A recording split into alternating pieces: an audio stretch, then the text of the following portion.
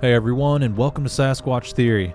Today, we have kind of a different episode in a different setting.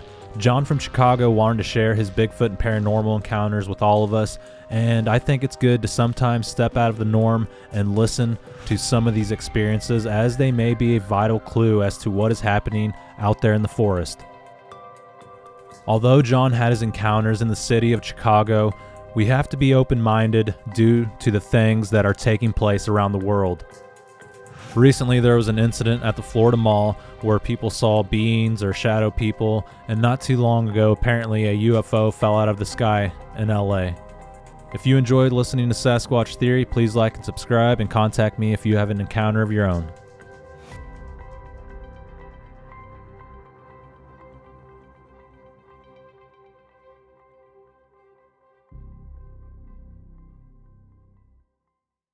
John, welcome to Sasquatch Theory. How are you doing today, sir? I'm doing well, Miguel, and how are you doing? I'm doing excellent. Thank you so much for asking. John, if you would, tell me a little bit about yourself, where you're from, and your encounters from the very beginning, please. Well, of course, my name is John. I'm from Chicago, Illinois, born and raised. I am a 56-year-old black man, something different that you probably never had on your channel before, but I am black, 56 years old. I was born September of 67. Like I said, I lived in Chicago and I was, it's I have one sibling, my older sister, and my parents are still living. And I was born with what some people call a black veil or a call, which means that I was born with a gift or what I consider a curse at times, where I see things of the supernatural or the paranormal, however you would like to say that. And I hear and sense things a lot. And I have been that way ever since I was born. And I was raised in an apartment on the west side of Chicago. And at the time, I used to experience a lot of things in this apartment that my family and I lived in. But it was a certain part of the building that these things took place. Uh, I I can remember as far as back maybe 5 or 6 years old, I started having uh, visions or senses of things happening. I see things that were not known to be seen by others. But this apartment was a 3 bedroom apartment. One bedroom was in the front of the apartment, one bedroom was in the middle, and the third was at the back of the apartment. And I don't know if you still have the pictures that I sent you through the emails, but I sent a blueprint of how the layout of the apartments were. In the bedroom that I slept in, it was just a weird experience to me where at night tapping on my bedroom window would occur, and I have to say that the window faced the east. And also that the apartment was on the second floor. It was a 3-story, 6 unit apartment building, three in the front, three in the back, and we lived in the front on the second floor. And I used to be awakened by knocking on the windows all the time, and I was at night. And when at night, I mean like between 1, maybe 4 in the morning, in that time range. And I was, like I say, about 5, 6 years old. And one night I got the courage to get up to move the curtains to look to see what was knocking on the window. And it just scared me to death that I was looking at these creatures. It was these two creatures. And I would run and hop back in the bed and hide under the covers. And I never said anything to my parents or my sister about it because it's just something that I couldn't get out at the time. I didn't. I figured that no one would believe me in the first place, but I just never told anyone. And actually, Miguel, right now you're the second person that I'm telling this to. The first person was my sister when I got old enough and the courage to tell somebody. My sister was the first person I told. You are the second person I'm telling this experience to. So as time go on went on, and this was like at least 2 to 3 times out of a week, this would happen at night, knocking on the windows. And I had once again get the courage to go look, and it's these two creatures. And I started to notice that they looked like monkeys, but they had fur. They had a lot of fur, but they looked like monkeys. And it freaked me out at first that my mind wasn't processing things fast enough. So what was freaking me out was why were there two monkeys knocking on my window? And then the second thing is I'm on the second floor. What and outside my window was not a porch, it was an opening. It was a square opening. And I started trying to process what were they standing on? How was they up at this window doing it? So my best solution to at the time to overcome it was just to ignore it. And then certain nights they would knock, and I wouldn't go to the window. I would just scream out, "Leave me alone! Leave me alone!" And then they would speak to me through my mind. I can hear them in my head saying, "Open the window, let us in. Open the window." And I would always scream, thinking my parents would hear me, but they never did. But I would scream, "Just leave me alone, leave me alone." And so that went on for a good long time. I mean, on a weekly basis, 2 to 3 times a week for about a good year. And it was just, I lost sleep on it. I turned out to be a night person. I'm up all through the night to this day. I'm up all night. Uh, where I live at now, I actually only in my bedroom have my windows covered from the inside. I don't let no sunlight in from the inside. But going back to this apartment and growing up, I know from watching your other videos and interviews that a lot of people say they watched this show called I can't even think of the name of it now with Leonard Lemoy in Search of, I believe it was, and how they first saw is it the Patterson Gimlin video, I believe. And as I got older, I started realizing, wow, that's some strange things because after a good year of dealing with the two little ones, a big one started showing up, a real big one. And it was talking to me through my mind as well. And it would tell me that I know you're in there. I know you're hiding from us. Come open up the window, let us in. And I was like, oh no, this is really freaking me out. And like I say, at this time, I'm around. It started when I was about 5 or 6. Now I'm around 8 or 9, 10 maybe, and I'm still dealing with this. And now I'm a little bit older, and the things that I watched on television just started to click in. But I don't want to jump ahead of that. I wanna say too that when the big one started showing up to my window, about after the first 2 times the big one showed up, I would say a good 2 or 3 weeks, maybe a month or two, maybe a month and a half, I started hearing this hum, which led me to the front of my house. And this is during the night.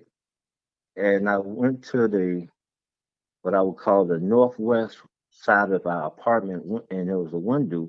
I look out the window, and I'm looking at something in the sky that looks like it just looked like a stick.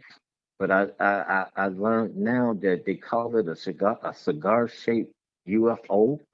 I had witnessed that after like the second time the big one showed up, and I'm looking out the window and I'm looking at this thing, and it's slowly moving vertical, not horizontal. It was going up, and I thought that for some strange reason, I'm like, why am I looking at a rocket ship? It looked like a rocket ship off in the distance. It had the lights flashing all around it, but it was moving vertically up into the sky, very slow. And then all of a sudden, it just darted out. It darted out so fast, it just looked like it just blinked out, like a light just blinked out and disappeared. At this time, in the age I was, I didn't think twice about stuff because I was seeing crazy things all my life at this time. You know, at that age, I was seeing things that didn't like phase me, if I could say it like that. So I went back to wondering how are these things, these creatures or whatever, these monkeys, as I was calling them, are outside my window.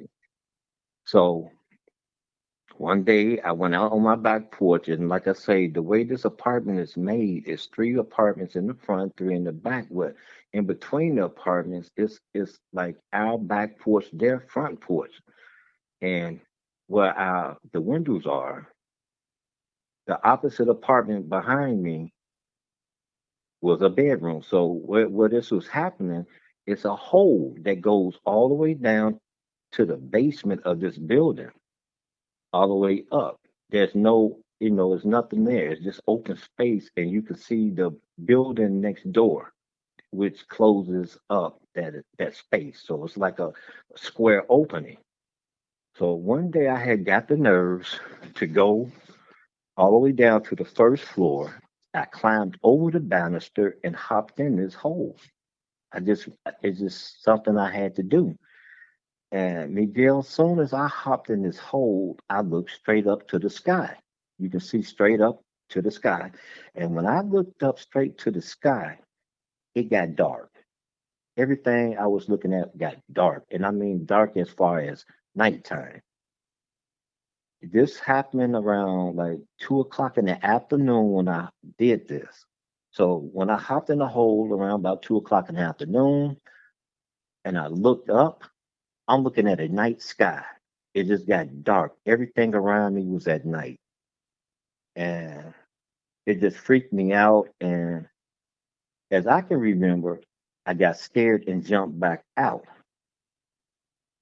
But when I ran and went back, to my house, I had lost about an hour and a half. So when I got back to my apartment, it was almost like 3:30. And I know when I went down into jumped over the banister, it was about 2 o'clock. When I got out and got back to my apartment, it was about 3:30. I lost time being just in that hole. And I can remember that when I jumped in the hole, like I say, I looked up. I'm looking at the stars in the sky. It was night. Everything was night. It was quiet. Uh, that's about it. It just that I was just staring into darkness. And that night, the big one came back to the window again. And it told me that it's almost like it said, see, they said, we knew you were not that afraid of us. You took a step closer. Now open the window. E- Every time they want me to open my bedroom window to let them in, and I just was too scared of because I figured if I opened the window, they would take me.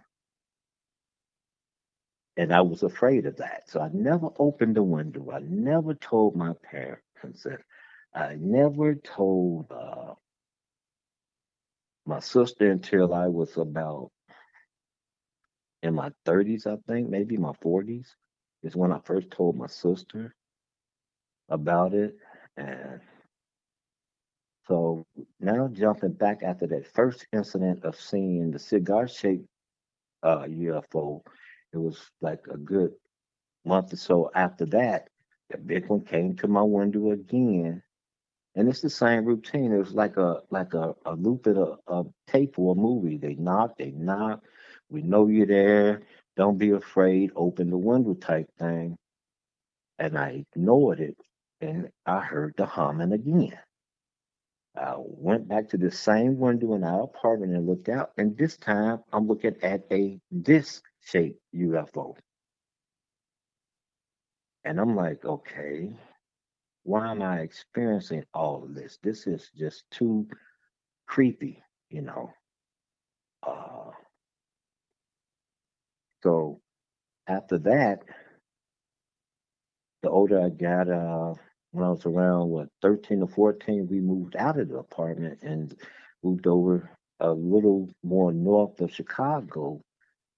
And lo and behold, I didn't think of it at first, but my bedroom window faces the east. Just the house is facing a different direction. The apartment I grew up in, the apartment faced west. Now where I live at now, it faced south, but my bedroom window still faced east. And I would say a good, it didn't take long. It wasn't even a good month of us living in our new house that something was tapping on my bedroom window again. And now I'm like 14 years old. Uh, so like I say, to this day, though my bedroom windows, I keep my windows covered. I don't let no sun in, no sun out. I just cover it, and the knocking on the window stopped. I never had no more experiences from that. Uh, I'm trying to make sure I'm telling you. So as now I'm like in high school. I'm 14. I'm getting into wondering about who I am and why I'm the way I am as far as seeing certain things, hearing certain things. And so I started digging into uh, my family's history. And so on my mother's side, I found out that on my mother's side, I am mixed with black and Native American. Then I found out on my father's side that I'm mixed with black, Caucasian, and Mexican. And my sister and I are the last to show, we're the last, I guess, the last generation of that that bloodline being shown in our features. My sister looks more like look more Native American, and I look more Hispanic. And we're the last two that features show. Her children doesn't show it, and my children doesn't show it. And I just strongly believe that's why I was born with a black veil because I mean, before the incidents with the apes, now I consider them, I consider them to be Bigfoot Sasquatches because of how they look and how big they were. And keep in mind that my bedroom window is not, it's just like a single, like a single, I guess they call pane glass window, a single window. When they showed up, when the two small ones showed up, they covered the window. Both of them covered the whole window. When the big one showed up, everything was black and furry. I couldn't see anything. And they were, I have no doubt that they were Sasquatch. They were Bigfoot Sasquatch. And it was so weird growing up too. One Christmas, I was fascinated with the Bionic Man show that used to come on, and one Christmas, my parents bought me the action figure, the $6 million man action figure with the Bigfoot action figure, and I cried, I cried, I cried, and it was like they didn't understand why I was so afraid of the Bigfoot action figure. I, at this point, I never told anyone. Once again, you are the second one I'm explaining this story to. I don't think I'm gonna speak about this ever again after this interview. But I cried so bad, and I never touched that action figure. I only played with the Steve Austin's action figure, not the Bigfoot. And that hole outside my window, I learned that it had to be a portal for me to step in it during the afternoon. And when I got into it, it was dark. It was nighttime. It took me looking through it, looking up at the sky and being in it took me somewhere else. But it had to be it's a portal. Now, I don't know if it's still that way to this day. And I have to also say I don't know why I do it, but till this day, I still go by that apartment and I just sit out there and wonder what's going on with the location. The building that was next to it that sealed off the wall of the portal is not there anymore. It's a vacant lot. So I don't know if that's took the portal away or the portal is still there. But from time to time to this day, I go back to that apartment and I just sit there and wonder and stare at it and wonder because I'm still looking for answers. And I do truly believe that those creatures, and of course, I believe that Sasquatch is a type of cryptid. I do believe that it has something that that portal brought them there. That's the only way that they could get there is through a portal. And that opening, I know for sure at the time. I don't know if it's still that way now because actually I can't walk on the side of the building because they got the vacant lot fenced off. So I can't walk down the side of the building to go to that opening. Uh, but I do believe that's a portal. I believe that's how those uh, creatures were getting in, coming in and out. And then, like I say, starting to see the UFOs. I just never tied it all together until I got older, got into my early 20s and started wondering about these type of things. And I do believe they all connected. And I think that I keep saying creatures, but I know in my mind that they were Sasquatch.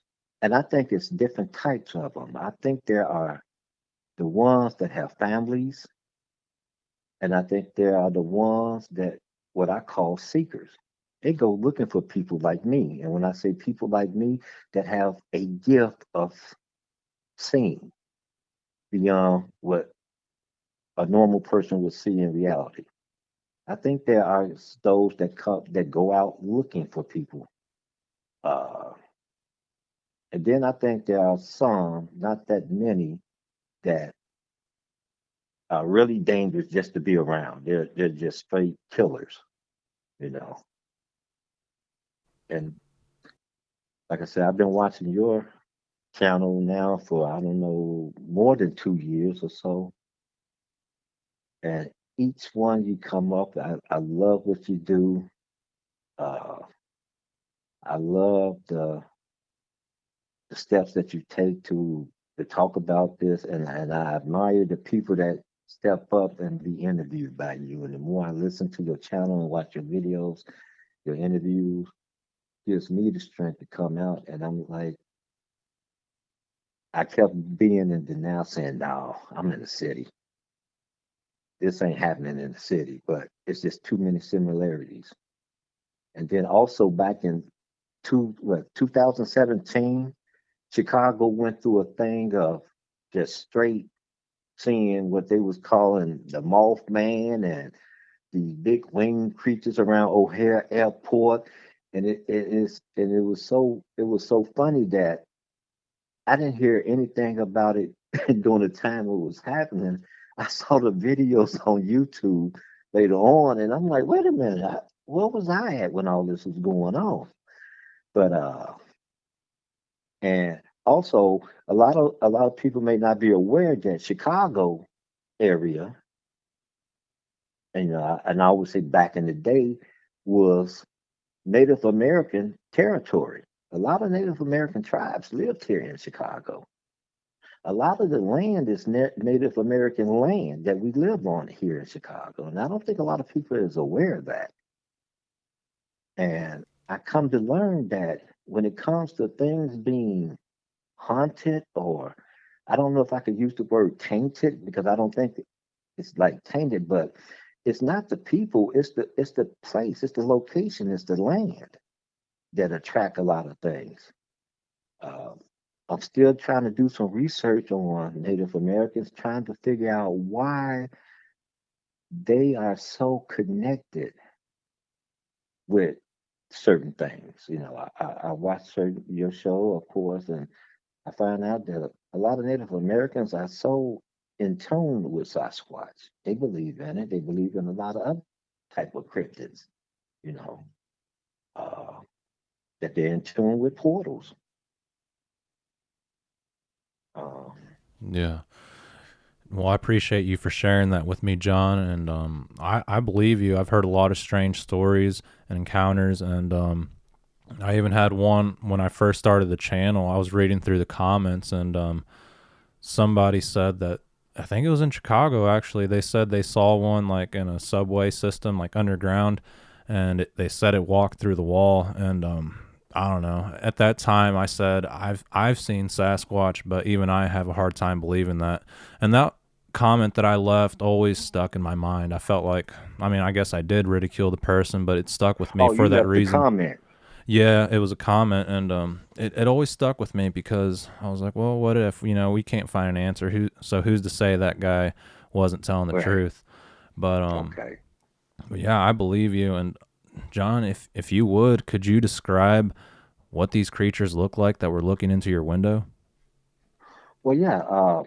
Like I say, the first two that showed up, they were little, and not only they were little, they were like what you would call juvenile. They were like kids. They were young. They looked like the face, and I'm seeing everything because they right in front of my face. Only thing that separated us was the window pane. Uh, they look like they look like how a gorilla face looked. That leather type skin, black. Now, keep in mind, they showed up at nighttime. I can see them clear as day. Their face looked like monkeys, gorillas, like the leather type look, and the hair. They had long hair all over, and when it was always one that knocked on the window. Like when I moved the curtain, they would still knock, and like it had his fist, like his hand in a fist knocking, and I could see the hair that's riding over the palm on the outside of the hand, overlapping the knuckles. It was everything about it was hairy and long, straight, black. Uh, their heads, they didn't have that I don't know what you call it, but like the football shaped head. They had heads like round, They I didn't pay attention to like the no neck look. Uh but the heads were like regular size, shaped heads of a monkey. Now the big one was different. The big one looked like the little ones, but the head was football shaped. It was more pointed at the top, at the crown. And it came down from the top of the head with the fur and everything. It came down like a triangle shape, down to the shoulders, which the shoulders were far beyond wide as the window. It looked the same way. It had the ape-like shape. I mean, skin, black. All of them were like, I would say, the color of the skin and fur was like jet black, and the thing was huge. It was very huge, and it didn't look like they were suspended in air, like floating. It looked like they were standing on something. They were solid, standing. And I I think when it first started that I was shocked. I was a kid. I was shocked. I was scared. But by the time the big ones started showing up and how freaking it was and the way they spoke to me, like I say, it was a mental type connection that we. Well, I was screaming vocally, but they were talking to me through my head. It was a calm about it. They were very calm, but I didn't like the way they was trying to persuade me to open up the window. If that makes any sense. Uh, Yeah, but it yeah, does. it they look like what people describe to be Sasquatches. Okay. And I'm About sorry, go ahead. no, I was gonna ask. Can you describe what the eyes look like? Were they big and round, or were they almond shaped? Yeah, Yeah. no, they weren't almost shaped. They were round. They was like circles, big. Could you see the whites of the And eyes? I saw the whites of the eyes, and the pupils were like brown, like a medium colored brown, but they had a sheen to it, not like a reflective type look, but they had a shine to them. Oh, the eyes were round on all of them. The eyes were round. Okay. And from the They, eyes up, how long would you say the conical shape was on the big one, or the conical shaped head? How long from above its eyes all the way to the tippy top? if I had to guess, I would say from I'm gonna say like say above the eye from the brow on up. Mm-hmm. I would say it had to be probably 5 inches, and I'm saying like 5 inches of the head, not the fur. The fur is on top of the 5 inches. If you want me to include the hair, the fur, I would have to say maybe 7 to 8 inches from the eye. Okay. So kind of like a Because I cardinal think, bird, huh? kind of like a I'm cardinal sorry. bird or like a blue jay. Yeah, because I was about to say, yeah, exactly. Because I was about to say, I could see the forehead. The forehead from like say from the eyes to the top of the head was to me the forehead, and the hair set up above that. Yeah, yeah, like a cardinal. I never thought about that. That's how it's set. Yeah, Okay. Yeah, very good. yeah, And you said it was jet black. Did it have like a shine to it? yeah. Everything about it, even the skin and the fur had a shine to it. And I didn't think about any of that. I saw it, but I didn't get into detail of wondering why was I seeing it shine at night? Because there was no light outside. Like on the back porch, it was the light was on the timer. So I would say around 1 or 2 o'clock in the morning, the porch light went off. It was on the timer, so it was like pitch black out there. But I'm seeing these things in detail. And there was no, the only light I would say that I could see at certain times was the light coming through the hole of this space from the moon, from the sky from the moon. So yeah, I'm looking at these things. I noticed how the hair is shiny, and I don't want to say wow, but it looked like it was, depending on what part of the body it was on, it looked like it was brushed and groomed, but it was shiny. The skin was like looked like a ape, like a monkey, but it shined. It was like I guess that's how you get the leather look.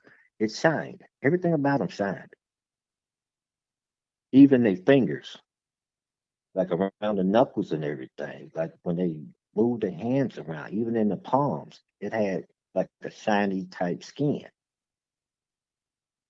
But yeah, I never thought about the way a cardinal and a blue jay's head look. Yeah, that's how they look. That's how the big one look. The little ones, like I said, their head was round. See, and I don't know. Is it that their head is one shape as they grow older, it change shape, or I don't know how that works. But the little ones had round heads, like they look like monkeys. I Yeah. would say they look the little ones look more like I guess chimpanzees without the big ears, but they didn't look like little gorillas. The big one looked like a gorilla. The little ones looked like monkeys of some sort, but they were the same way. And like I said, the only difference was their heads were round, the hair went back, like slick, but not, it was like what we would say. When I say what we would say, what black folks would say, your hair is combed out. It was combed out to the back. Everything around the head of the little ones went backward to the back. They didn't go like down the sides. Even the hair on the sides of their head was like combed to the back, straight, and it was jet black, shiny. And Yeah. the voice, the way I heard the voice in my head, both of them, the little ones and the big one, they both had like a deep voice, but the bigger one, his voice had the what you call the guttural sound, like you can hear it in the back of the throat, like the voice was coming from the back of his throat, like a guttural. The little ones didn't have it, but they had a deep voice. Yeah, yeah, I've actually heard that before when walking out to one of my areas after my encounters. And basically, what happened is as soon as I got up the driveway here going into the woods, I heard what sounded like a little lamb, like "bah," and I was like, "Oh, it's probably a little baby fawn deer." And then Uh-huh. that was to my left, but to my right, I heard like a old sick drunk guy that was just getting ready to throw up. But that's kind of what your Yeah, about the description reminded me yeah. of. Right, right. Yeah, this was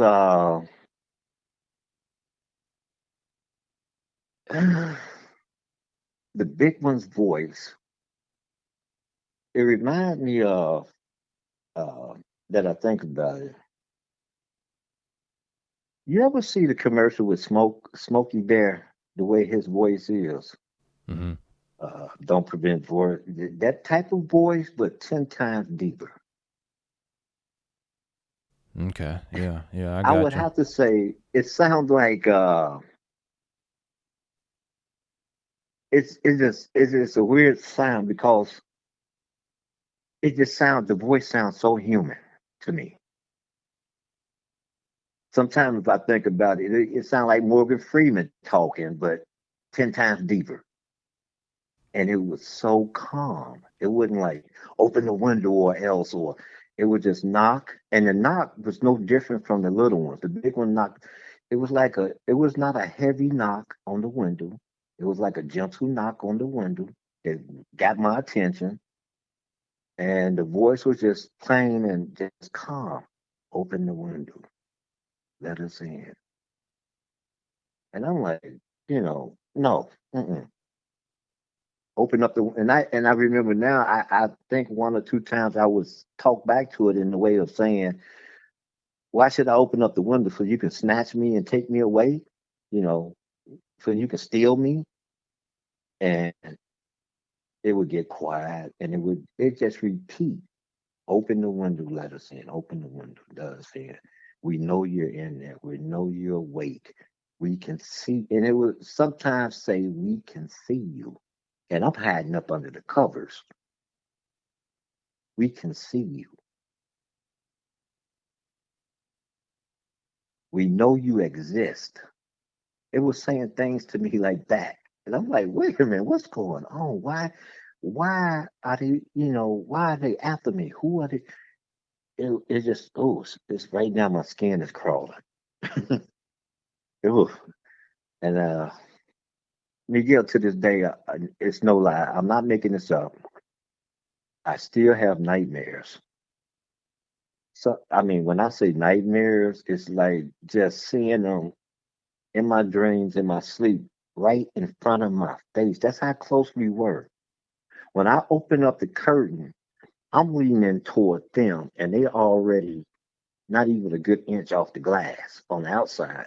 I'm leaning toward them, so I'm like getting a good understanding of what I'm looking at. So I'm like a good inch off that. I mean, it was just a matter of they could have broke the glass and just snatched me, but it seemed like one of those vampire things where you have to be invited in. That they couldn't have got in unless I opened the window, and that's what they kept trying to get me to do. Open the window, let us in. I would never open that window. Yeah. And what do you think they wanted? Why did they want to come in? Well, of course, back when it was going on, I couldn't figure that out. But as I got older and started realizing the ability that I have, uh, I think they just, I don't know, I think they wanted to get closer to me. I really don't know. It's so many things I can speculate. I think because of my ability of the senses that I have, that I drawn them to me. They sought me out. They found me. That they wanted to tell me something, which I figured. I remember asking them, "What is it that you want from me?" And I could. They would never answer. They would never answer those type of questions of what, why me? Why do you come seek me out? Why do you want me? They never answered that. But I feel that I don't know. It's like a strong connection, and I don't want to forget to tell you that I have a strong connection with animals. I always have. Stray, domestic, the ones at the zoo, the wild ones that, well, I don't know if they tamed at the zoo, but zoo animals, domestic animals, stray animals, animals. I have a connection that when I see them, they will approach me and it's almost, now I don't hear voices from them, but it's like they're trying to say things to me, and I tell them I don't understand. They're trying to. It's just something about animals that I have. I have met people walking their pets, their dogs, and I reach out to pet them, and they'll like snatch their dog back. Oh, don't do that! He'll bite you. And I tell them, no, he won't.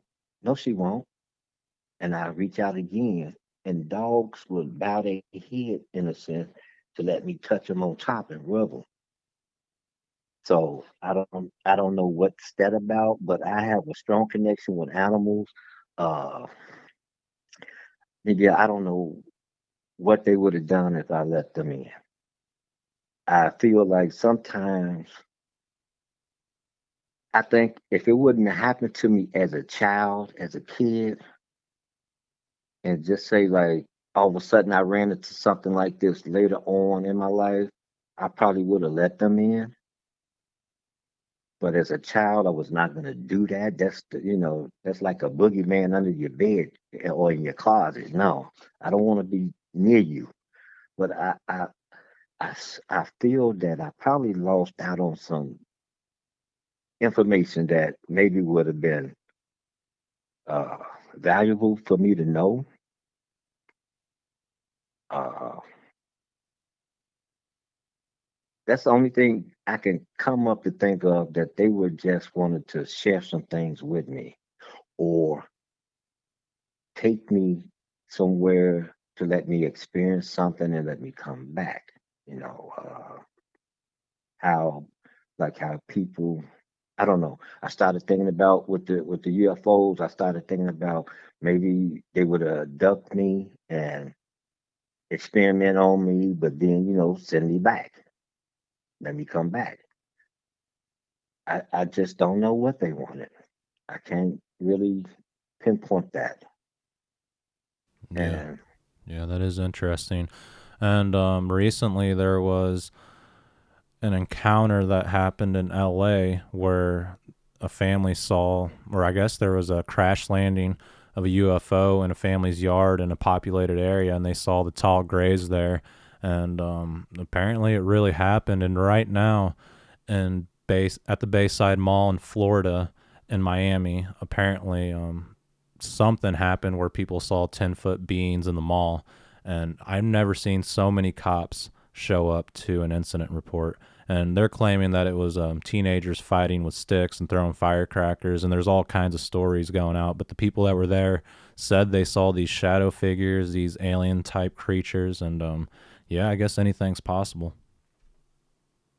yeah, and I also been seeing on, online and videos that this year is supposed to be a very, very promising odd one. You know, through the years, ever since the beginning of 2000, the millennium, people talking about the end of the earth and this and that. Now they're talking about cyber attacking, but a lot of people are saying that this year of 2024 is really supposed to be a year of things coming to light, that what we've been hearing about, we will start seeing more of. Uh, I don't know what to think about that. All I can say is I just wait till it happens. I get senses of things where if I'm around people, I get vibes. Everybody gets a vibe, but I get a sense of if this person or the situation that I'm in is not right, I get the heck out of there. I get away from it. Uh, Now, I was born and raised here, but I didn't live here all my life. I moved to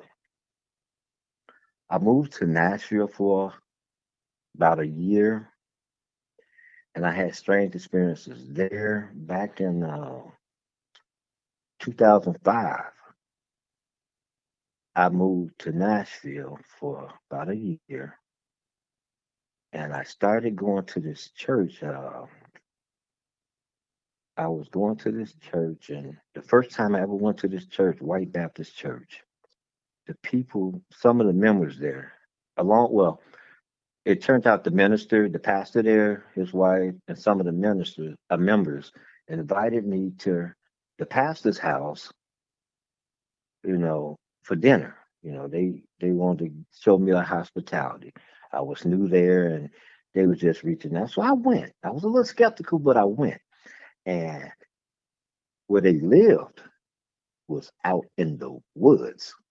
That's the only way I can put it. Where the church is and where I was living in Nashville was like the city part. But when we got to the house, they had acres of land that was open field, and then you can see off in the distance the tree lines that led off into the woods. And the way their house was made, they uh, they had the dining area, the kitchen, like on the second floor. Like it was I never experienced a house like this. Like everything, normally the bedrooms would be on the second floor, but all the bedrooms and the living room was on the first floor, and they had a big dining room and a kitchen on the second floor, and the windows were these huge, big windows where you can just stand there and look out into that space, that field of land they had in the tree lines. So after we ate and everything, I just walked over to the window and I'm looking out the window, and all of a sudden I see these two what I thought were dogs come out of the woods, and they came out into the field, these people yard field, and they just sat there, both of them side by side, sat down. Matter of fact, one was sitting up, the other one was all the way down on his belly, like almost lying down, but facing me, looking at me and just watching. And I went into a daze staring back at them. And then I snapped out of it. I don't know, it was like a trance that I went through for a brief time. But I snapped out of it and I turned my head and said, "Excuse me, could anyone tell me what am I looking at?" And a couple of the members came over to the window and they looked, and they was like surprised because they was like, "Oh my God, never seen that before." And I think they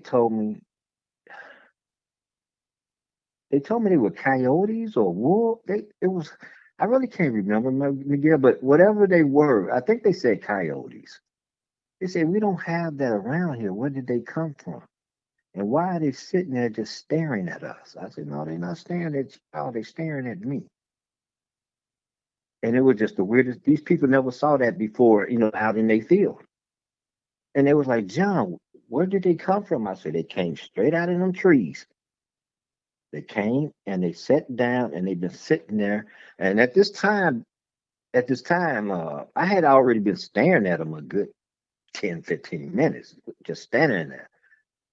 And all of a sudden, more people came to the window looking.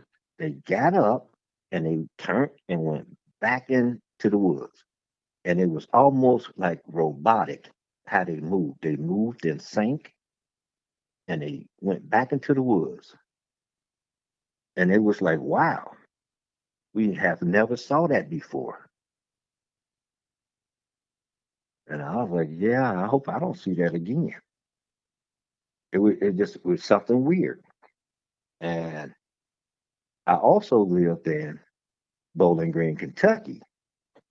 And when I lived in Bowling Green, Kentucky, I had got married. And the apartment that I lived in Bowling Green, me and my wife experienced some odd things. And I was so grateful that I was not the only one seeing and feeling these things. My wife at the time was seeing them and feeling them at the same time. And we had our bedroom.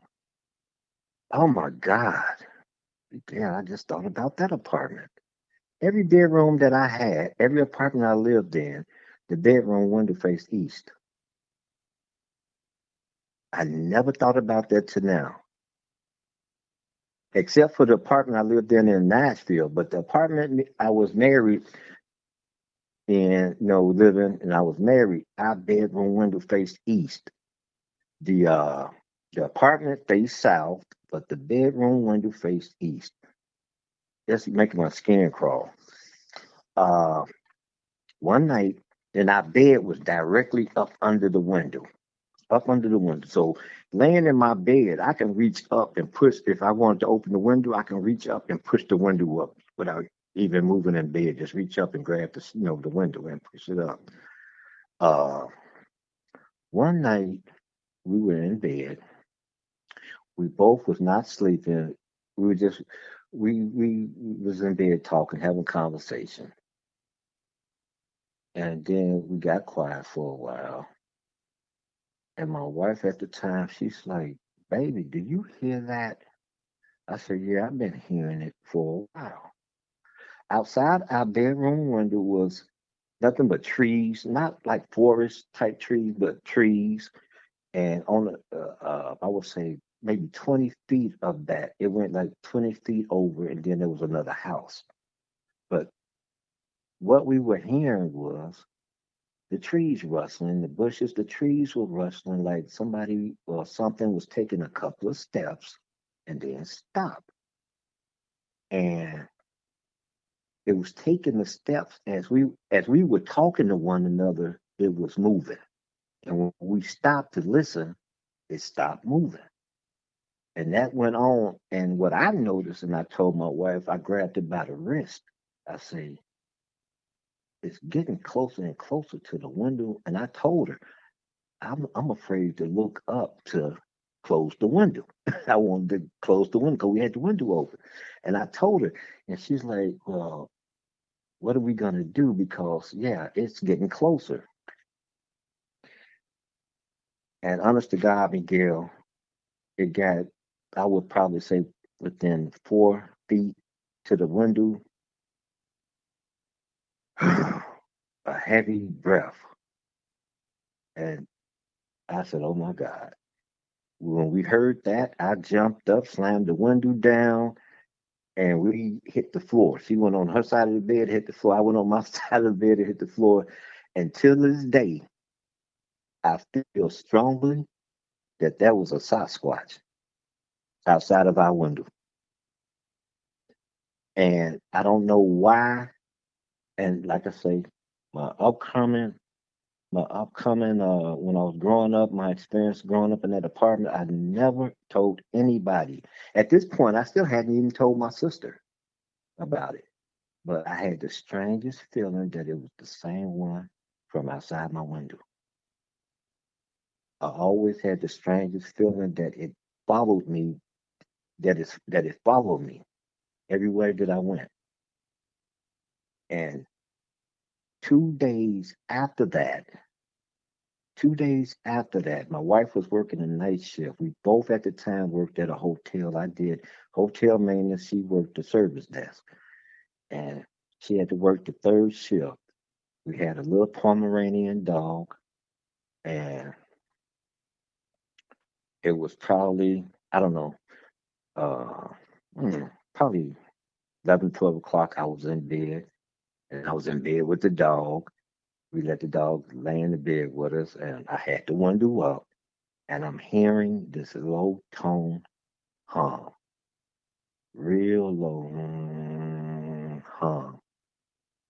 And the dog heard it too because she jumped up and she was looking upward out through the window. And I said, Snickers, the dog name was Snickers. I said, Snickers, you hear that too? And she looked over at me and I said, okay, let's go. And we ran outside.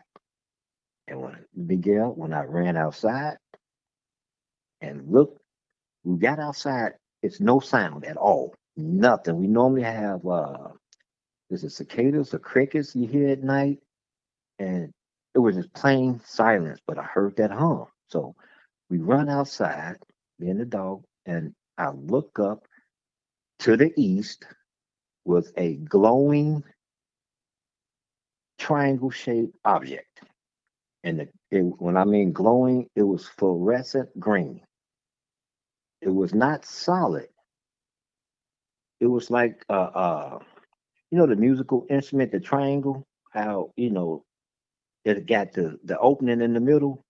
That's how this object looked. It was a triangle, but it was the opening. It wasn't solid all the way across. It was just the shape of a triangle, and it was fluorescent green, and it was slowly vibrating with the hum. It's like when it got bright, the hum got louder, and then when the color went back down to soft green, the hum got softer. And I'm looking at this thing, and I'm talking to the dog, saying, Snickers, what the heck is that? I know you see it. And she looking up at it, and all of a sudden, to the south, it just darted away. And I didn't have my phone out with me, so I ran back in the house, grabbed my phone, called my wife at the time, and told her what me and the dog just saw.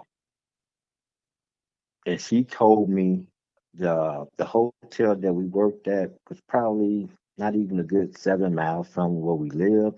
She told me, she said, wow, that's strange because all the lights on the property just went out. They flashed, went out, and came back on right before I called her. And that's the direction of this object went to. So I Yeah, don't know. that is interesting. Um, Whenever you were in Chicago at that apartment building on the second floor, what side were you having the encounters at? Okay. Like I said, there were three bedrooms. Two are on the south side of on the south side, and one is on the north side in the middle. So the one I was in, it was on the southeast side of the apartment. So like it was the back apartment, uh, where the back door was. Right outside of my bedroom was the back door, which faced east. So I would say, yeah, it was the southeast part of the apartment. The Okay. window faced east. Okay, because on the photo here it says northern window. I would look out at night and see UFOs, so I wasn't Like sure. that, yeah. That photo is the that would be what I would call the northwest side of the apartment in the front. I don't know if you can pull up. I sent you a thing where I drew the layout of the apartment. Yeah, yeah, I got it up here right now. Okay, so the apartment that was at the back door, I mean the bedroom at the back, and I think I got it labeled with where I thought the portal was at. It's Yeah, I that see that. bedroom. Yeah, it's that bedroom. Okay. And if I you slept. would, Hmm? sorry, I didn't mean to interrupt you. If you would, No, no, let's talk more about that portal. What happened when you encountered the portal? Did you see it open up? Did you see like a hole in the ground? What did it look like again? no, no. It didn't. It was everything was above me. When I stepped, okay, the way is okay. If you go down to the first floor, to the fourth floor, that is over the railing of that hole. You can jump. You can jump over the railing and jump down like maybe 4 feet.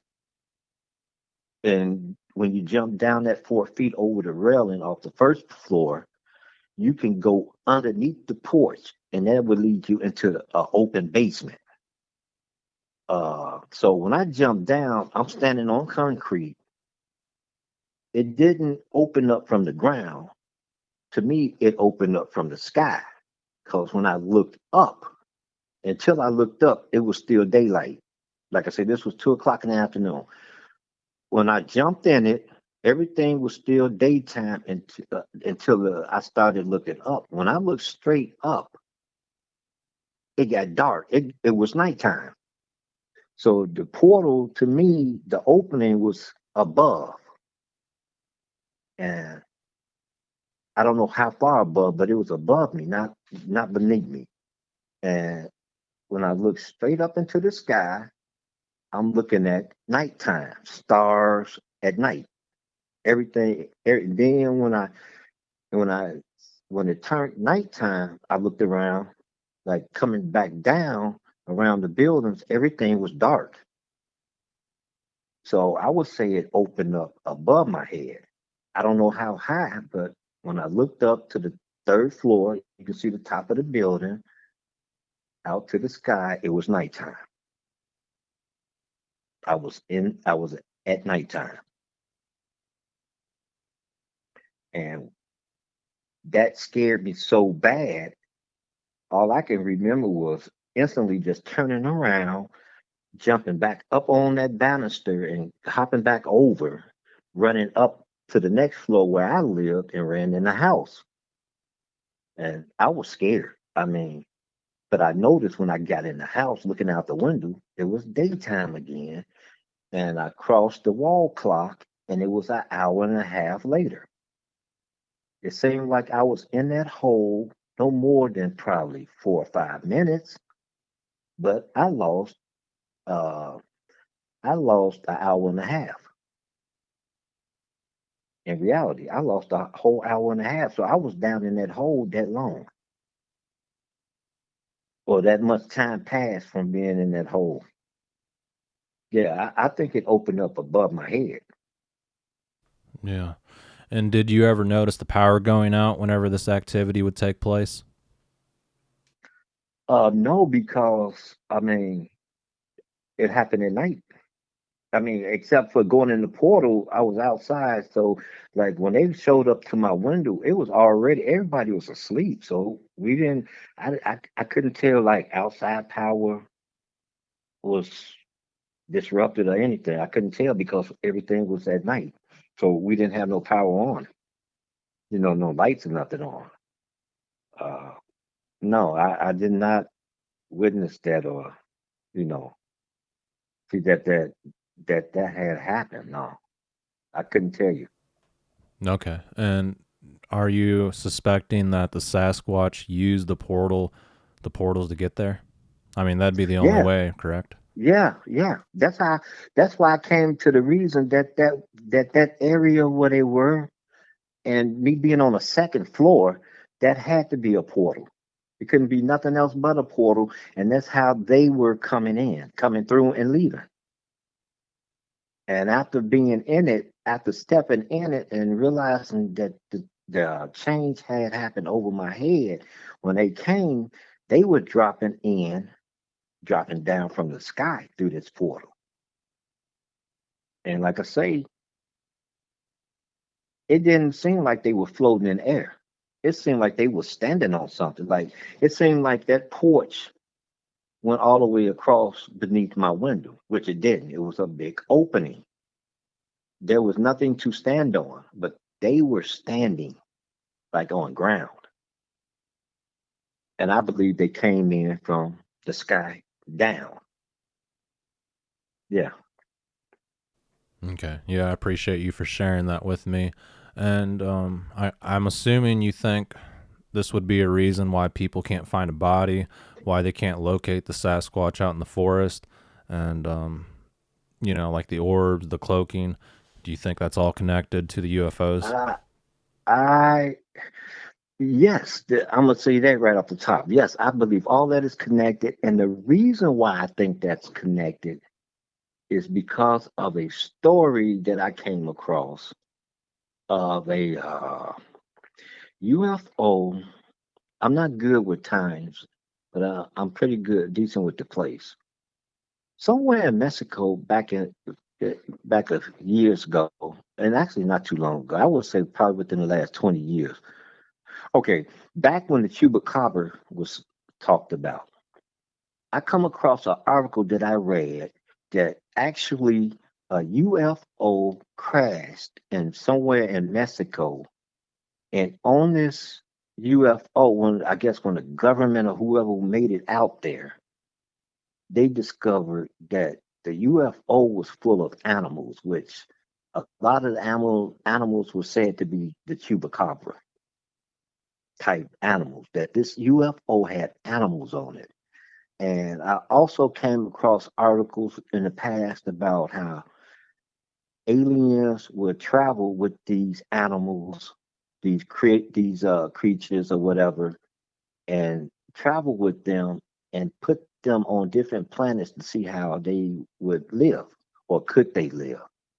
And I do strongly believe that Bigfoots, Sasquatches, any cryptids as the Dog Man and all that type of stuff is affiliated with UFOs. I think that there are, I usually use the term that there are alien pets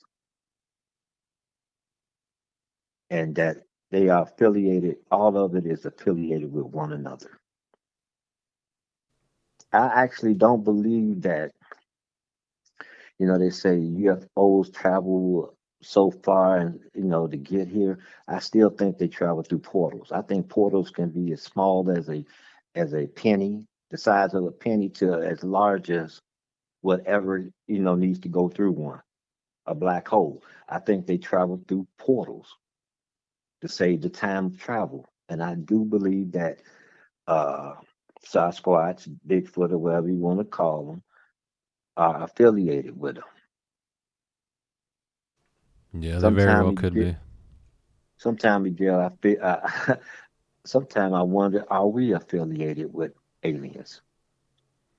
No, I mean Are we we? we we have to be, probably, just because of how many people have been visited by aliens, and they claim that they're doing genetical experiments, and Yeah. also, it's kept a big secret amongst the government and between the people. So there's got to be something strange going on. Oh, yeah. Because I also heard that aliens is supposed to be the future us. You know, humans from the future. I mean, not getting off a track of your channel. I believe in time travel and all that, and I think the government. My personal belief is that the government had been visited back in the 30s, way before the Roswell incident. Back in the 30s, they were visited, and some agreements were made to share technology, and that we as humans, and then when I say the government, everybody, all around the world has these experiences, and all around the world has governments, and I think they're all tied together. And I think that we as humans got greedy and started stealing and taking the technology and reforming them, redoing them in our own way. And yeah, I think it's a lot of stuff that the government knows about and they just keep it to themselves out of greed. But this stuff is coming to light. Yeah, Uh, that is interesting. And I agree about the Native Americans having a large presence in Chicago. And I believe back in the day, the government just cleared everything out and built a city over it. And that's how it is in St. Louis here in Missouri. There's all kinds of artifacts built underneath the city. And basically, the city just bulldozed everything and buried everything and built on top of it. and if I could tell you this story real quick, Miguel, it goes along exactly what you was just saying about how things were built over. I used to work downtown Chicago back when I was just get back in the mid '80s, no, late '80s, right after I graduated high school, a couple of years or whatever. I started working downtown. At the time, well, at the time, the building where I worked at was Marshall Fields. It's no longer there, but the building is still there. Uh, they had a they had an elevator that went to, and this is the first time I ever saw this. You know how you have the basement, and then you have a sub basement. It had one of those elevators with that, and we were told not to ever go down into the sub basement. One day at my lunch break, I got bored and I went to the sub basement. And I kid you not, when that door opened, I saw trolley cars, train rails, cobble streets, and old buildings. I'm not lying to you. I went down to a city or towns or whatever below the downtown area of what is Chicago now. There's a underground town or city there. And I walked in it and it had, and to my surprise, it had what I call those string lights along the sides of the walls and on the building. And there were buildings, and these buildings look like apartments. They didn't look like, business buildings. They look like places where people were living.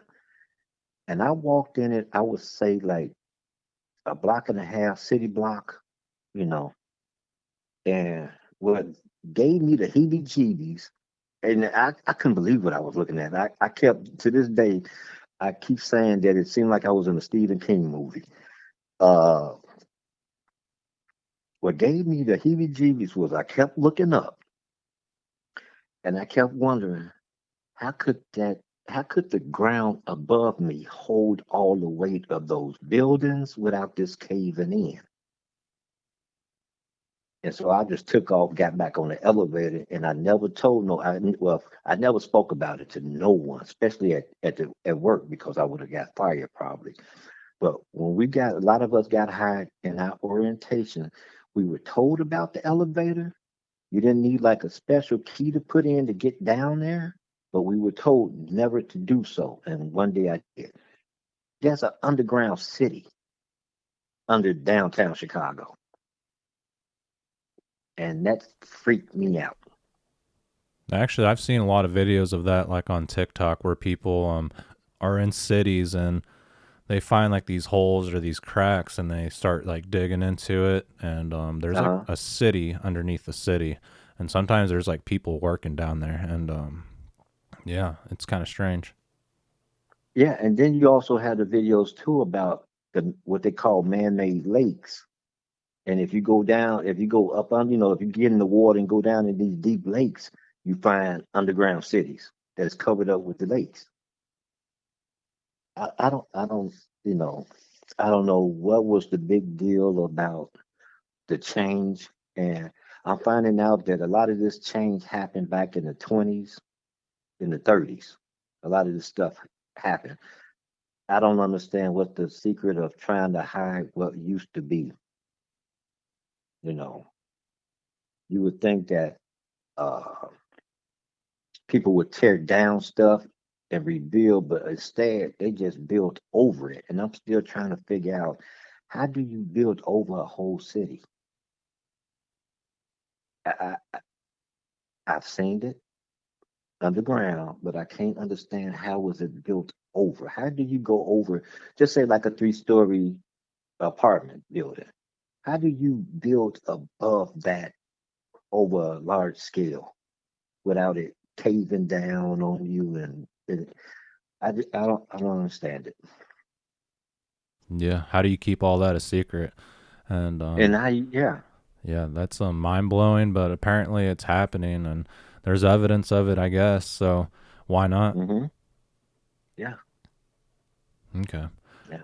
But I do want to mention that I have seen a portal before, or what I consider a portal. I don't know if you've ever listened to my encounters, but basically, I was in Jalisco, Mexico on vacation around Christmas time, and I went into town, bought a movie or a few movies, and they were like paranormal movies. Well, I went back to my parents' house, and everybody else was gone, and I was watching this movie by myself.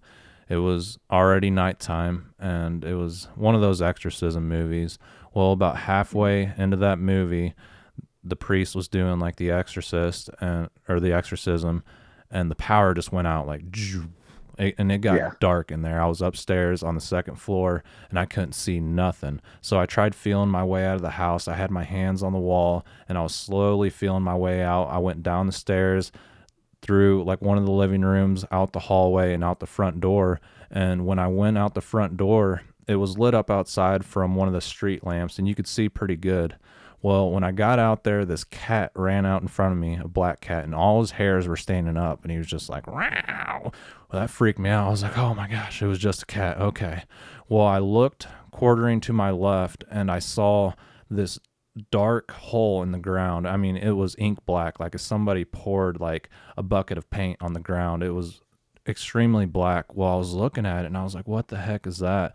All of a sudden, this figure stands up slowly out of that hole, and we're face to face pretty much. I mean, he's about 5 feet away, and this being, the shadow person, looked like the Silver Surfer, like his silhouette did. It looked like a mannequin.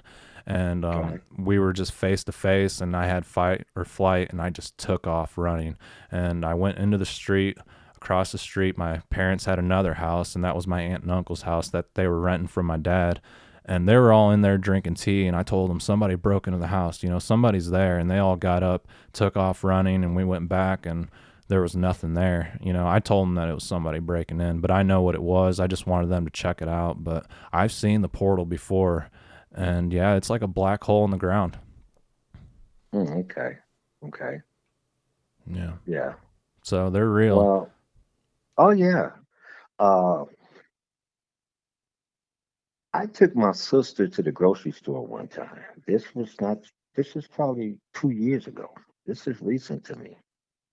I took her to a grocery store, a Save a Lot, and she was babysitting her grandson, my great grand nephew. So we get to the grocery store, and my nephew had to use the bathroom, and my sister took him.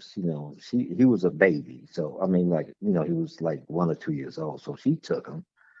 And the strangest thing happened to me in this grocery store. Now we at this grocery store, I would say probably about 3 or 4 o'clock in the afternoon.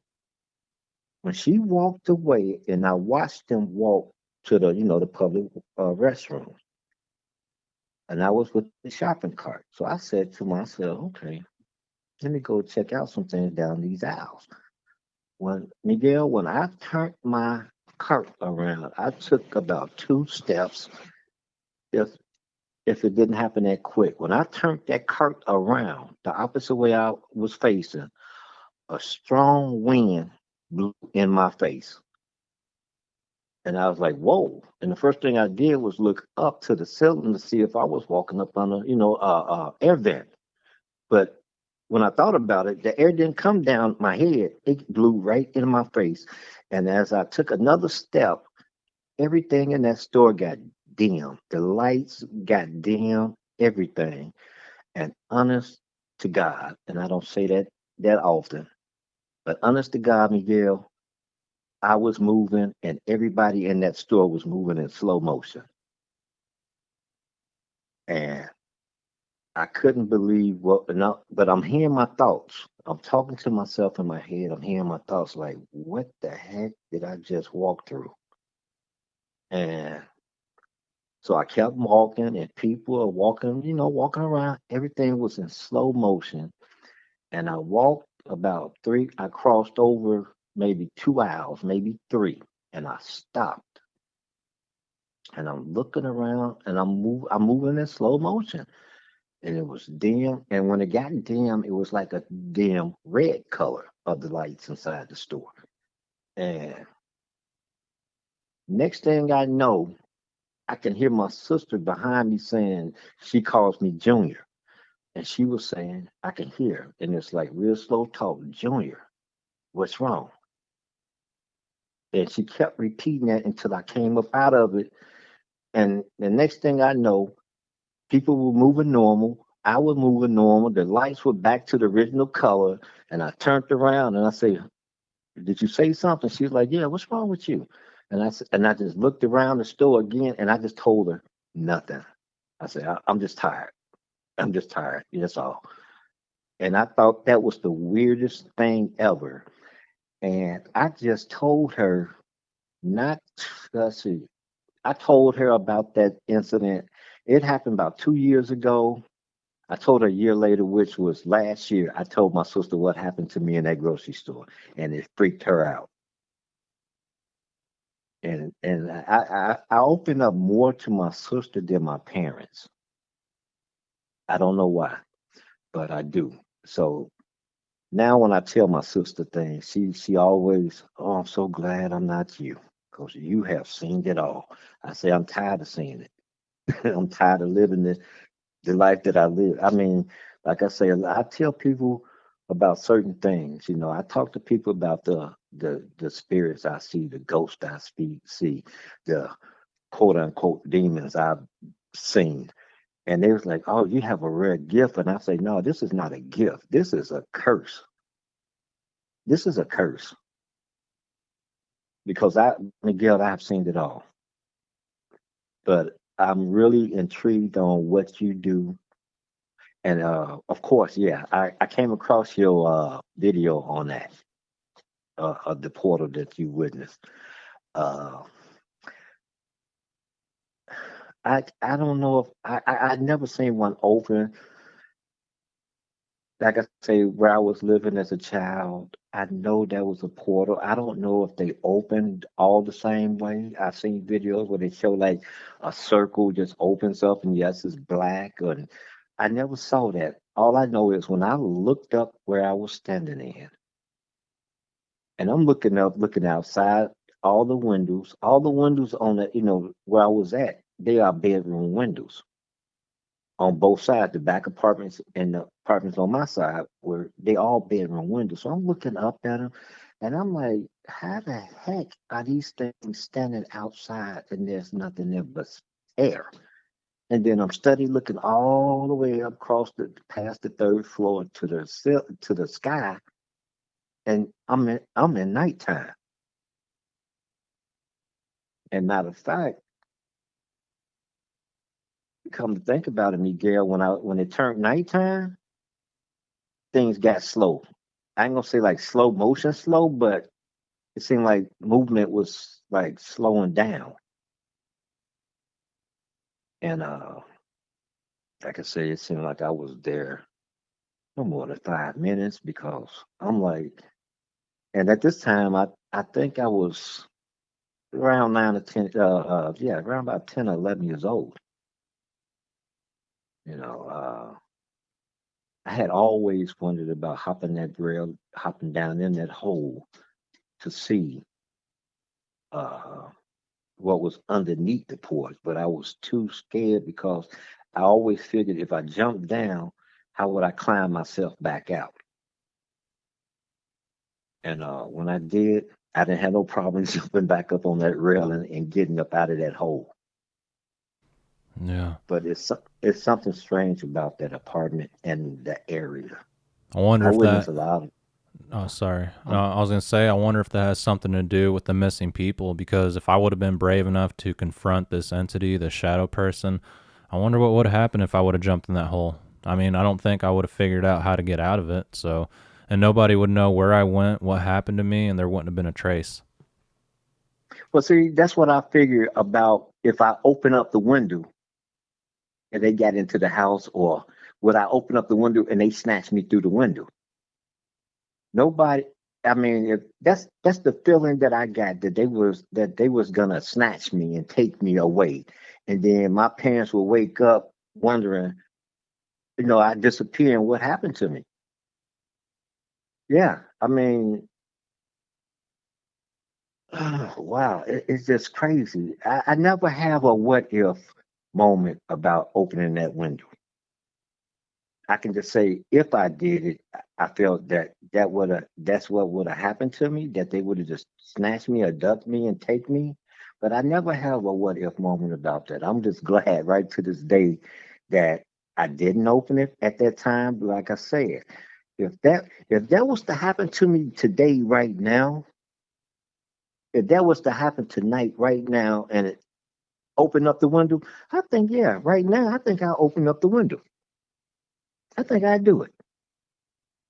Yeah. But as a kid, no way I saw myself opening up that window. And that's how I was talking to them. I'm not going to open the window up to you.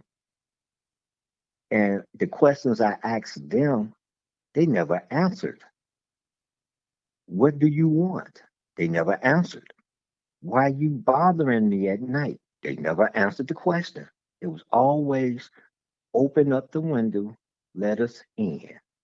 And then they'll make the comments of, we see you, we know you're in there, open up the window. They never answered my question. I went, no, I'm not opening up that window. Yeah, crazy.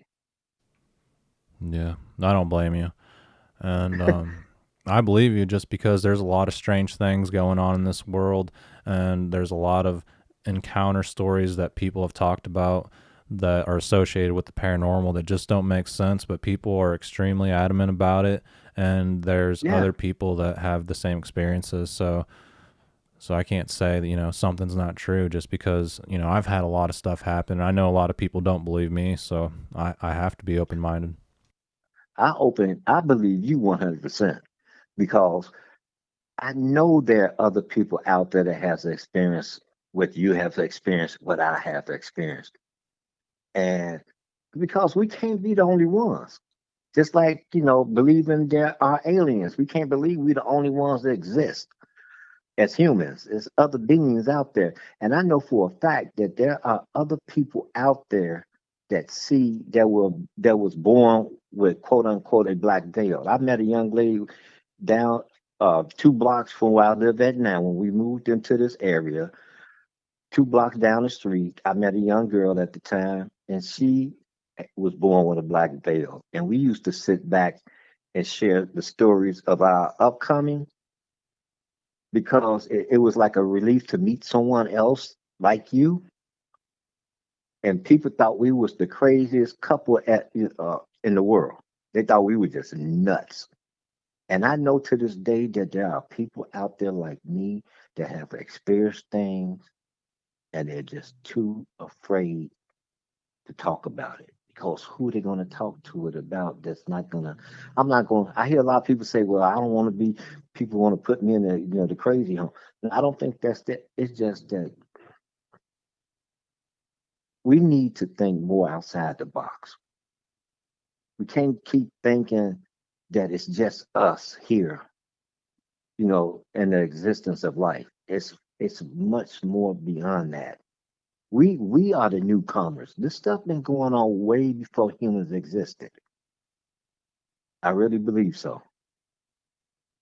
Yeah, And I I would agree. love to start my own channel and try to find these people and hear their stories. It's therapeutic for one thing. I don't know about you. I mean, I've watched your channel. I've seen your videos, Miguel. I've watched and heard about your personal experience. Is this why you started your channel? Because of your personal experience? Yeah, yeah, pretty much. I just wanted to get it off Yeah, my chest, and then yeah, after I told my stories, people started contacting me, and then I just kept it rolling. yeah, right. Yeah, I think this stuff is happening outside of forest, wood, type places. You know, I'm quite sure in every one city, someone is out there like me, experienced something. And you were saying that you came across a video about someone saying a Sasquatch in a L tunnel. That was in the I can't. comments. Somebody said they saw one in a subway system that went through the Oh, wall. okay. It was in the comments. Hmm. I, I came across a video that I thought was weird. That someone said they saw a Sasquatch on the side of one of the highways here in Chicago, one of the expressways, in a ditch, walking in a ditch. And I was like, And this was from, I keep saying video. It's not a video. I was reading an article when I was looking up the tribes in Chicago, and I came across this article where they were saying that this particular uh, freeway, that somebody saw a Sasquatch walking along in a trench in a ditch, and it was I-65, which I don't know if you're familiar with that, but I-65 runs south and it goes through Indiana, and they saw it like right between the borderlines of Chicago. It was in Chicago, but right at the borderline crossing over into Indiana, Indiana. And I said, I'm not surprised at that because a lot of sightings of Bigfoot is known to be in Indiana as well. And I said, oh, okay, that sounds interesting. But I think, once again, I believe that portals, Sasquatch slash cryptids, all of that, and UFOs are tied together. I believe that the aliens deal with these cryptids and they travel through these portals. And somehow I believe that like dropping these I'm gonna call them animals. I hate to say that. Okay, I've seen your videos on people discussing uh Sasquatch, a human nature or an animal, more animal, primal or what how you put it. I think now it's a combination of both because I think genes have been spliced together. But like I say, I think that these cryptids, not all of them, but some of them originated from aliens and they were their pets. Or it could be that they was doing experiments and crossbreeding. And now dropping them off on these planets, and I think it's more than just our planet these things exist. But speaking of our planet, that now that they're here, they have adapted to a lot of human type qualities, if I could put it like that. I can't explain why I feel that way, but with Sasquatch, yeah, they can talk to us. I don't know if you ever experienced that, but they can talk to us, and I've heard a lot of people say, yeah, they talk to us through the mind, and we can understand them.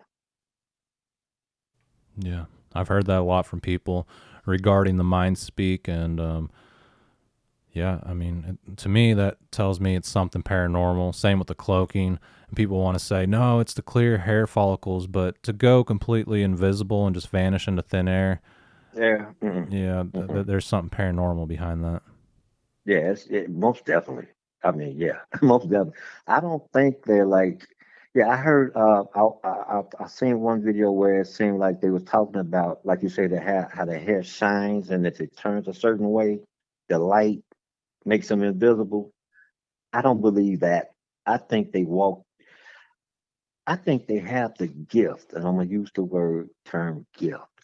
I think they can pop open a portal whenever they want to. I think they have a if that goes under cloaking, I don't think that's like a cloaking device. I think they have a way of if they need to get away, they can open up a portal right then and there. They have the ability to do that and walk through it. and end up coming out somewhere else. Yeah. Yeah, I think I, so. real fast, going back to like why we can't find the bones and the bodies and even the scat. I don't think they use the bathroom on land. I think they do it in the water. It's just a feeling that I have. I don't think it's on land that they use the bathroom on land. I think they do it in the water. Yeah. Yeah, It's very just well could be. it's just a feeling that I have.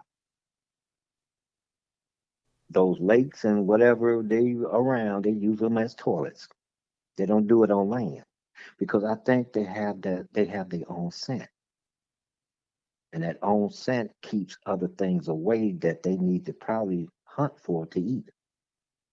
And they're using that knowledge to say, well, hell, I don't want to use the bathroom in this area where I know deer come around and it may keep deer away.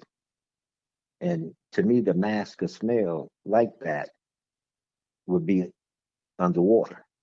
That's just an odd thought and belief that I have. Yeah, very well I could just, be. You never yeah, know. And I've seen yeah, people take photos of strange, I don't know, feces out on trails, and it looks like human mm. poop, but just on a grander scale, like dinosaur style. Oh, really? But I that's got to come rare. across that. Yeah, I got to come across that then. yeah. But I mean, the water theory is pretty good theory, just because people don't really find that. I'm always looking for it, but I can never really find anything that says, yeah, it's got to be Sasquatch right there. Right. And it is always said that they live and they travel and they always around water because they need water. They need that water. It's no telling the reasons how many reasons they need that water. But yeah, I thought about that. If they have a certain smell, and that smell, I mean, like off their body or off their feces, off their urine, that keeps other animals away where they cannot survive to hunt and eat, they had to mask it somewhere. And what other place to do it is in the water. Yeah, maybe It's that's just a why they thought. stick close to the waterways. It's like a natural toilet. Yeah. Yeah. I mean, I thought about that a long time ago. I was like, yeah. And who's to say? I mean, I'm with that. I'm like a certainty speculation on that. But then, like you say, if they pass away, who's to know what they do with the body? Do they carry it through a portal and take it elsewhere? And I'm gonna say this, and I think I'll be done. Miguel, I just really truly believe that uh, they were brought here. I truly believe they were brought here, and they learn to adapt since they are here. Since they were brought here, they need to adapt. And where they were brought was out in the woods, out in the forests, and they learned how to stay incognito. Uh, like I say, back in the day, the tribes they talked about what they call the hairy man, the big man, and this and that. Like I say, I think these. So I believe they were here way before that. But I believe they was not. I don't think they were born and created through human, nature. I think it's something dealing with aliens and experiments and crossbreeding that these creatures, became. And then who's to say it could? It's so much. I don't want to just keep going on and on about it because I had the thought too. Who's to say that who's to say a gorilla didn't attack a female, you know, and had an offspring, or vice versa? That some crazy lunatic human, crossbreeded with animals. that's back when I was younger and thinking about stuff. Who's to say that never happened, and that's what we have now. But Sasquatches are too mysterious, too mysterical to be that of the norm. There's something about them. They travel through portals, and they're affiliated with aliens. That's just a strong belief, and I truly believe in, and I will stand on that to the day I die. Yeah. Well, there's Bigfoot out there and a lot of alien encounters, and nobody has an answer for any of them. So they probably could be connected. Yeah, and then I didn't get on the subject, which I have seen when I was in Kentucky, but those orb things that float through the trees, I'm not going to get into it. If you want to, do something later on, we'll talk about it. But I have witnessed that. I just never thought any. Some things I see, Miguel, and I don't think twice about. But when I was in Kentucky, I did see that too at night. These orbs, and I don't know. I'm thinking, looking at them, and fireflies come to mind. But these were nice size golf ball size circles zigzagging through the tree lines. I've seen that before. I just never thought twice about it. At that time in my life, I was like, "Oh, here we go again." It's nothing, it's nothing new to me now. If I see something out of the ordinary, it's normal to me. It might scare somebody else, but to me, there is nothing out of the ordinary that I see anymore. Because I haven't seen it all, but I strongly believe whatever's out there is out there. Yeah, I would like to have a conversation with somebody that experienced that type of thing that I experienced here in the city. I would love to meet someone like that that went through that. Yeah.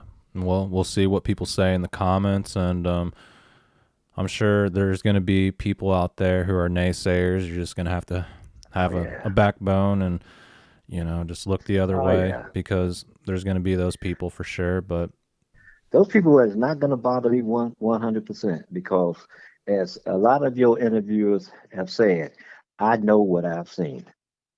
And it's not through a child's imagination or I mean, as a black child in the city of Chicago, I couldn't I couldn't fathom to make this stuff up. I couldn't. I mean, at the age of 5 or 6, why would I come up and make that up or think I saw this or saw that? There's no way. It happened to me. It's been happening. Stuff like that's been happening to me all my life, and certain things come and go. Certain things come and go. And some things that have stuck with me from day one. That as long as I can remember, it's still with me to this day. yeah, And yeah, it's weird. Like and then, like I say, I used to question with the animals. I have a thing with animals, cats, dogs, animals, birds. They would come to me, and it's like how I heard the Sasquatch talking to me. It's just I can't hear them talking to me. It's just like a nonverbal understanding that I get from them. And I learned to deal with that a long time ago. I tell people, yeah, I'm an animal person. And yep, same with yeah, me. It seems like animals love me, little kids, and it's weird. yeah. I don't know why animals trust Oh, me. yeah. And the thing with kids, it freaks me out. Yeah, I can be around, you know, I don't want to get creepy about it, but it's creepy to me how kids like me. It's like they comfortable around me. Yeah, And that freaks me out. yeah, But it's that and animals, yeah. I'm really connected. Yeah. yeah. I was at church one time, and I was paying attention to the priest, what he was saying, and this little kid was like crawling around the chairs and everything, and all of a sudden she came up to me and just like rested her head on me, and like the family next to me was like, "Oh, you know, I don't even know who they are," but I'm like, Right. Yeah, but it's an uncomfortable feeling. Mhm. Yeah. Public transportation, if I sit by somebody's kid, like they sitting, like the kid is sitting between me and the parent, it seemed like the kid would lean and rest on me more than the mom or the father, yeah, stuff like that. And I'd be out in restaurants and kids would get up from their family, from the table with their family and walk over and just start talking to me. And I'd be Yeah. looking around like, where's your parents? And I mean, I'm not talking about just black kids. I'm talking about all type of nationalities of kids. Just come toward me, and they're not afraid to talk to me. Yeah. And at one time, I wondered, what do they sense, from me? What type of vibe they sensing from me? Because it said that kids are more open to this stuff at a young age, you know. And I'm wondering, what do they sense about me? But yeah, I just don't like that feeling though, because it's kind of creepy. It's creepy because of the That's how I because of the feel. yeah, and it's creepy to me because of the society we live in. Yeah, You know, I'll be at people's houses and their dogs will just like lean up on me and like oh, just keep pushing up against me, and like, they don't want to hmm, leave my presence. It's like, yeah, whoa, get off me, dog. yeah. Well, see, I'm not afraid of that. The animals I can get with, but what I can't, I can get with the animals. But the strangest thing is the owners of these animals are always saying, "Wow, she ain't never done that with anyone before. She Hmm. has never done that with anyone before." And I now look at them, I'm saying, well, I'm just not that average anyone. I've been Yeah. like, and I tell them, I've been like this all my life. Hmm. My brother got a new bully dog. I don't know what it's called. I just call it a bully breed. And anyone that walks through his door, that dog just loses it. Just, And anytime I go to my brother's house, I don't even knock. I just walk in, and he just like walks up to me, and he's like, "What's up?" My brother's like, "Dude, that's weird. You're the only person he does not bark at." Yeah. About 3 days ago, I went to go see my sister.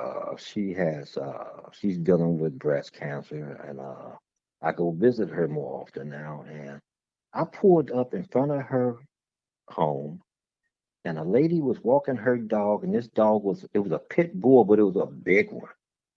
And I love the people that have pit bulls that still have the tails and the ears. They don't clip them.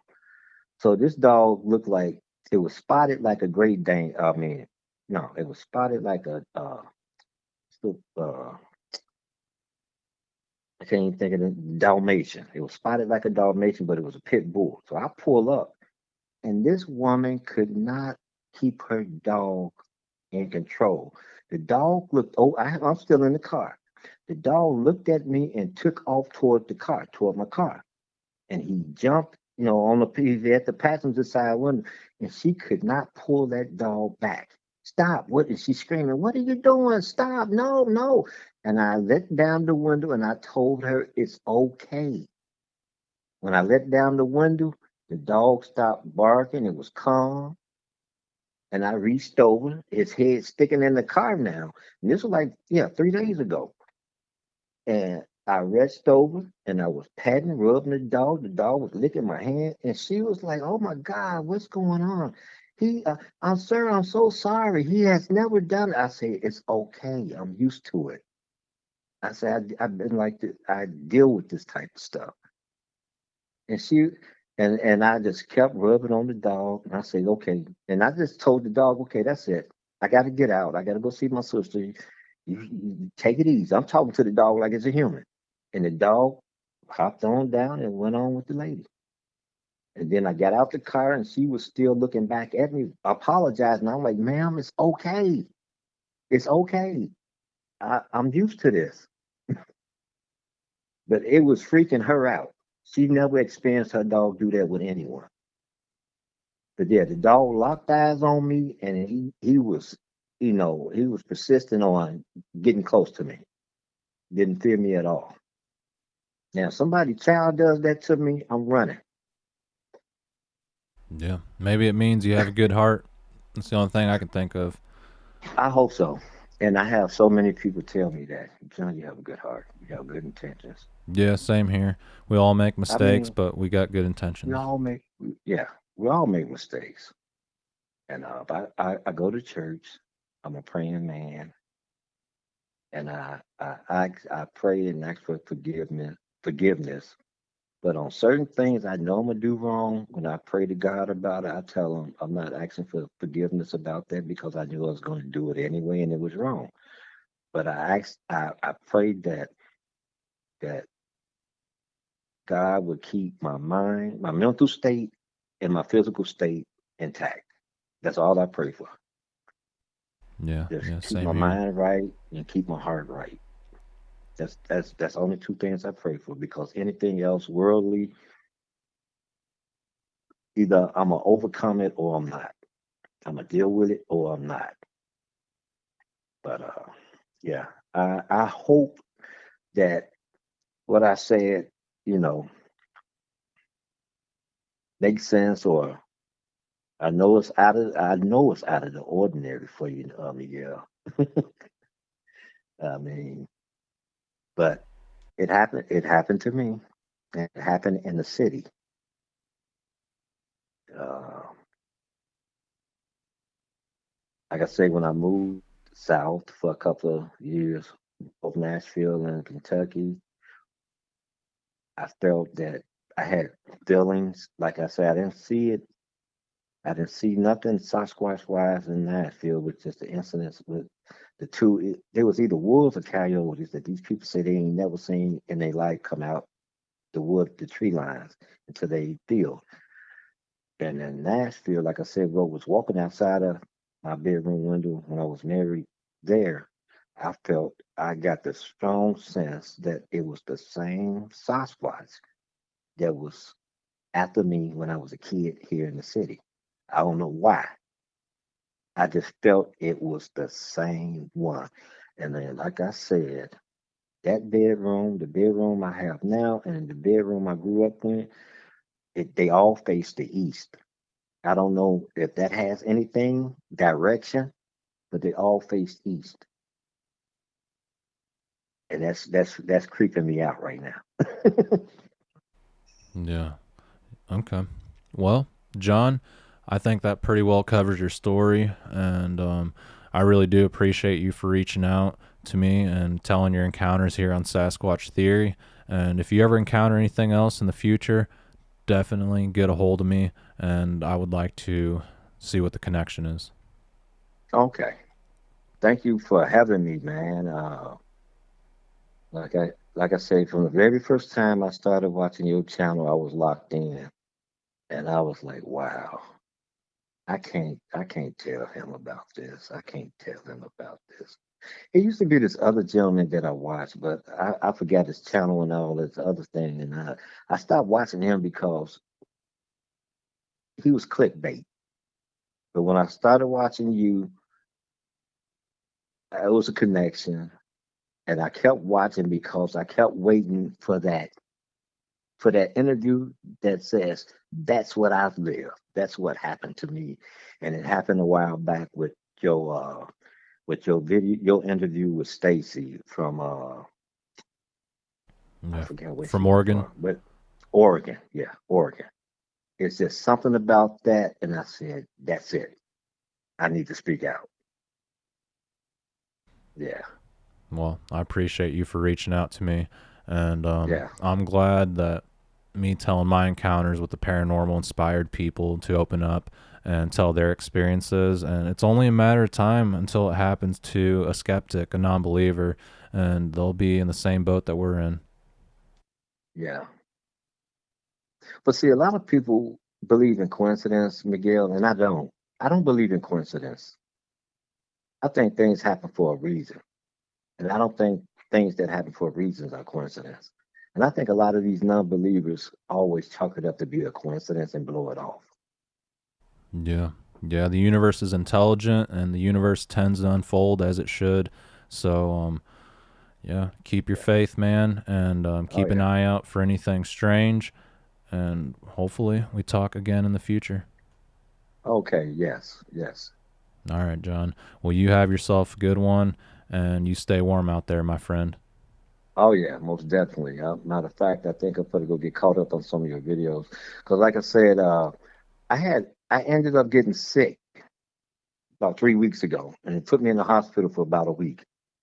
And so yeah, I missed out on a lot of your videos. So I'm gonna go binge Okay. Yeah, that sounds and good, get and I appreciate that, man. and get caught up. Yeah. Okay. Thank you so much, Miguel. It's a weight off my shoulders. It's like I say, it's therapy. Uh, like I say, I just, I'm like you. If there's people out there witnessing an experience, come on, let's talk about it. You know, let's talk about it because to me, it's something beautiful. It's to me, it's nothing to be scared of. It's something beautiful. And from, I mean, by me living in the city of Chicago, of all cities, it's more therapeutic to deal with this than to deal with what I have to deal with in the streets of Chicago. You know, everybody's city is like this now. But Yeah. I'll let you go and thanks so much, man. You're the best. You know, you're the best. No, thank you, man, and I really appreciate you. So you take care of yourself, and I hope you get feeling Yeah. better. Oh, thanks a lot, man. Yeah, appreciate it. All right, man. God bless, and All right. we'll talk soon. Okay, Miguel. Thank you. See you later, buddy. Bye. Bye. All right. Bye. All right, John, thank you very much for sharing your encounters with all of us. And yeah, it's very unusual. And hopefully, there's more people out there that have experienced the activity. Well, I shouldn't say hopefully, but if somebody else has experienced strange activity like this in the city, let us know in the comments or possibly contact me if you feel like it's good enough to be on the channel. And John was very adamant about what he experienced, and I thought it was unusual that these creatures were looking up at him through his window and asking to come in. But you never know. When I tell people about my Bigfoot encounters, they look at me like I'm crazy, even though there's reports everywhere. So I imagine it's difficult for John to talk about this. Thank you, everyone, for listening. Take care.